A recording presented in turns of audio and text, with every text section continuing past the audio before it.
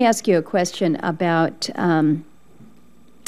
EPA, the standards that relate to the low sulfur fuel standards rules. These are on freight carriers and cruise ships bound for Alaska. The new standards starts this August. It ramps up over a 3-year period to reduce the sulfur emissions.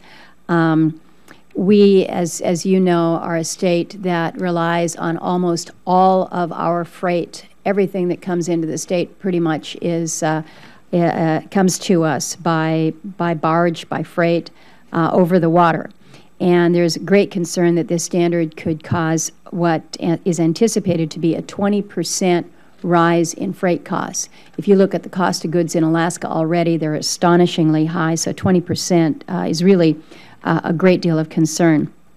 We recognize that this is going to increase the cost of living in Alaska at a time that we can't handle it.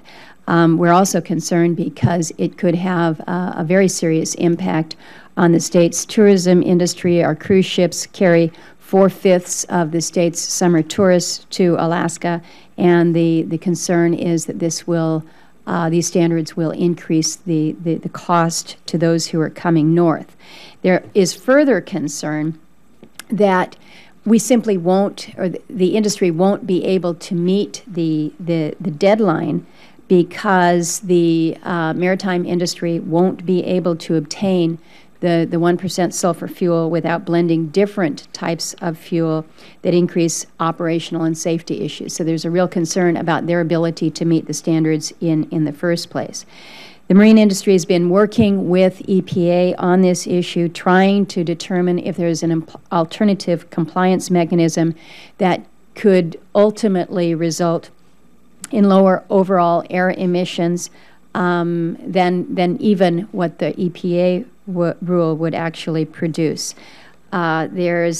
There has been efforts. I understand that they have not yielded a positive result at this point in time. So the question to you is whether or not the EPA will give serious consideration to accepting the pending alternative compliance proposal and doing so soon. The cruise industry basically has to set their schedule well a year out, and the obvious concern is that if there isn't discussion and action on this in the very, very short term, we're all going to see and suffer the consequences. Yeah, certainly, Senator. Any issues of compliance or fuel availability, EPA will continue to give serious consideration to. We've been told by fuel suppliers that the August 1st date for 10,000 part per million fuel, that they expect to make fuel available. Obviously, we'll continue to work with them and keep an eye on that. This standard was adopted by the IMO, the International Maritime Organization, and we've made clear that we support the use of innovative equivalent methods, but only as long as they achieve the same results as the standard that they're intended to replace. I know that IMO is currently working on guidance to ensure that equivalent methods that any country tries to approve are based on a common set of criteria. And EPA will continue to work with the Coast Guard.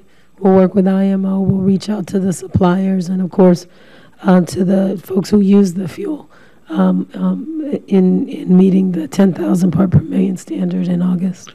Well, this is something that we need to have further discussion on. There has been no ambient testing done in either Alaska or Hawaii. We've been attempting to make that distinction. So far, it has not been considered, which I think is unfortunate. You indicate that the fuel suppliers can make the fuel available. Yes, fuel can be made available, but at what cost?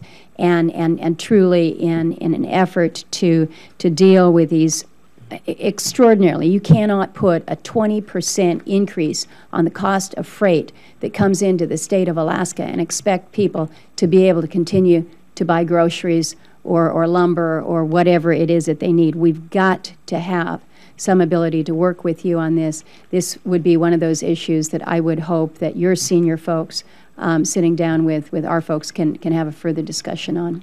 Yeah, to be clear, Senator, I'm certainly not saying we don't want to discuss this further with you. Okay. And I don't know that we necessarily agree with the the outcome of the study that you cite, but I do think we would agree that it has to be affordable and it has to be practical.